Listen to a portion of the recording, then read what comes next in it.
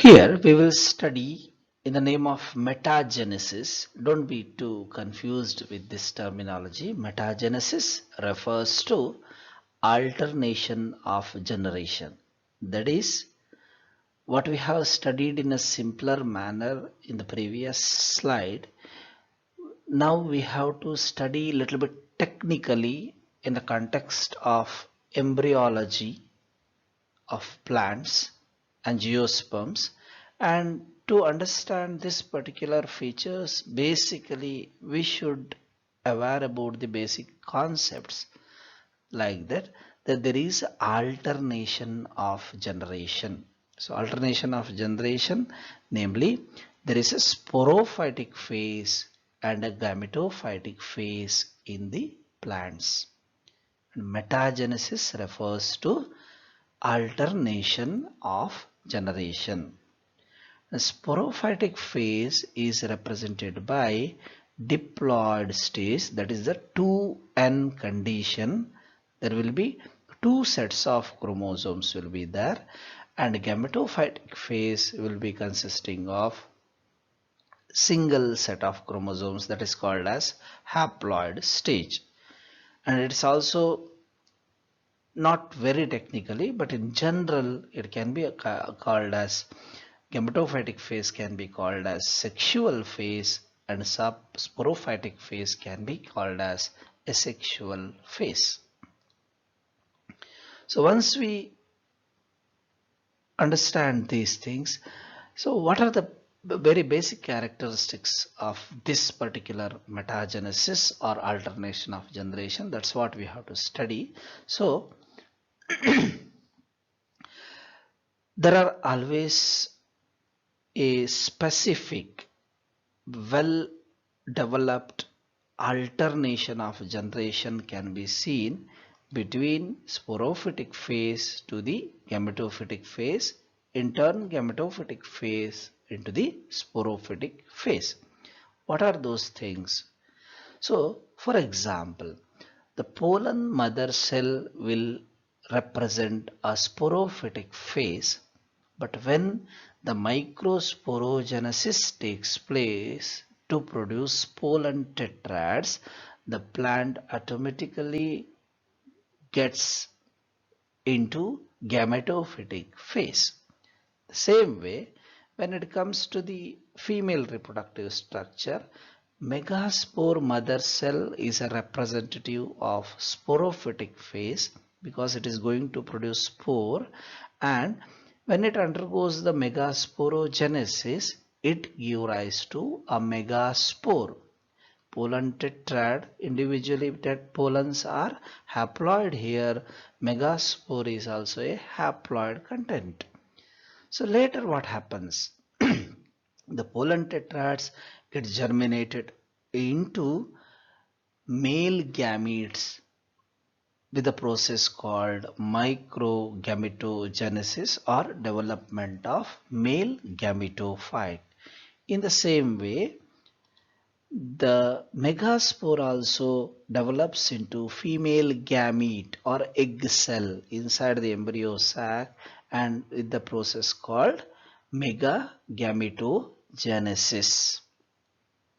I hope you are following me.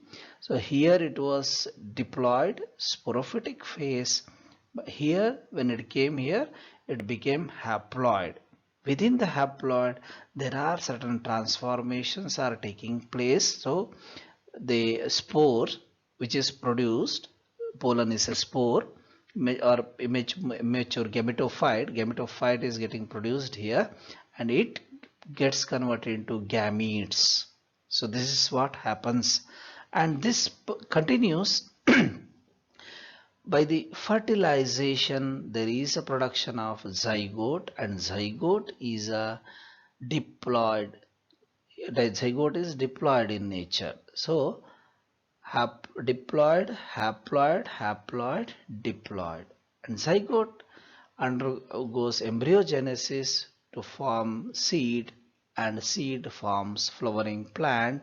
The flower produces anthers, like that it continues. So this is what we have to understand little bit more in detailed manner.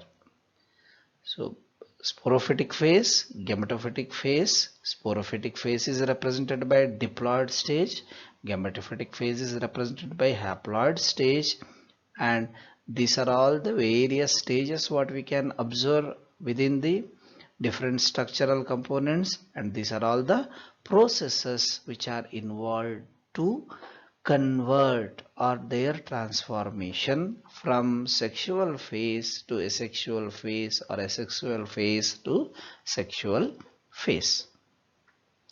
Let us give a proper diagrammatic representation with respect to the angiospermic flower.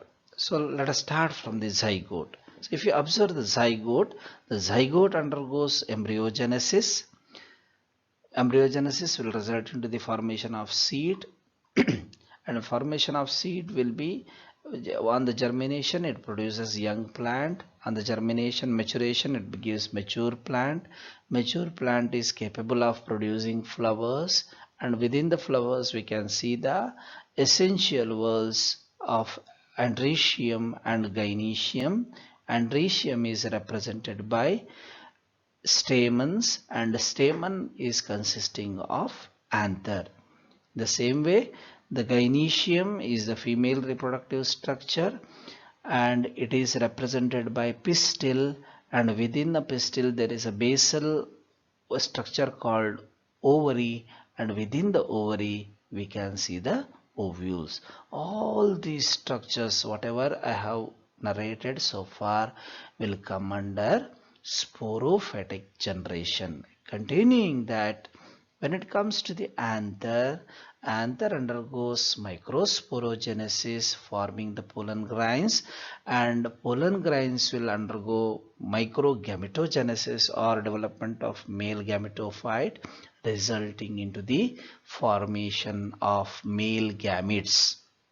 In the same way, ovule undergoes megasporogenesis, resulting into the formation of embryo sac, and embryo sac will undergo megagametogenesis, resulting in the formation of egg cell. And these two, when these two get formed, there is a process called pollination will takes place, which takes place by the external agents or self pollination. And pollination ultimately, if it is on the success of pollination, it will result into the fertilization. So these are all the stages which will come under gametophytic generation. So to complete a life cycle of the plant, both the stages are very much essential. Concept further to visualize and to understand, I'm narrated with the using diagrams now. Just watch it. So this is a flower which is a starting point of the sexual reproduction in the plants, because flower is defined as modified shoot for the purpose of sexual reproduction. And here we can see anther, and the anther develops into pollen mother cell, and pollen mother cell undergoes meiosis, that is the microsporogenesis. Meiosis 1 will result into the formation of two daughter cells with the reduced number. This is pollen mother cell is a 2n condition, whereas this is n condition with the two cells. Meiosis 2 will result into the four daughter cells, and on the callose dissolvement they will be formed pollen tetrads.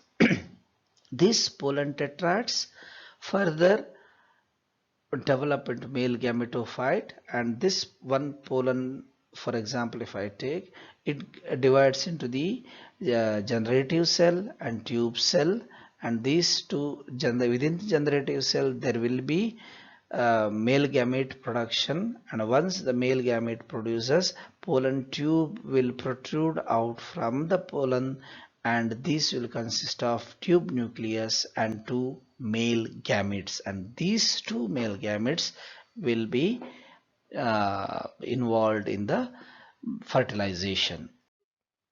In the same way, when it comes to the female reproductive structures, that is the ovary which is involved here, and ovary, within the ovary there are ovules. Ovary is a specialized structure, can be seen only in the angiosperms. No other plants will have ovary as such. That's why angion, the name of the angiosperms, have been derived by the term angion, that is a vessel containing seed containing vessel, within the vessel, that is the within the ovary. That's how it is the meaning of that particular term derived. Here what happens, megasporogenesis takes place, that is nothing but meiosis. So within the ovary the megaspore forms, and megaspore four cells will be formed, but there will be only one functional megaspore, and that will be result in the formation of megagametogenesis. That is, one functional megaspore undergoes three continuous meiotic divisions, forming the 8-celled stage, so 8 nucleated stage, and this is called as embryo sac. And this embryo structures, they will involve in the process of pollination, will result transfer of the pollen grains on the stigmatic surface, and on the successful pollination the pollen grains will develop a pollen tube into the ovules, and double fertilization takes place in the angiosperms.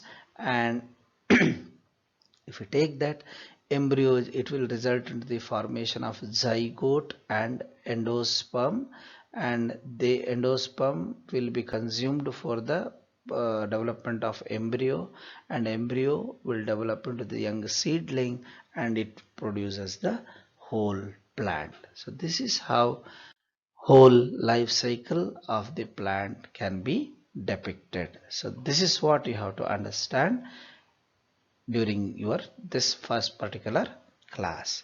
Hope this particular lecture was useful to you. Thank you for listening.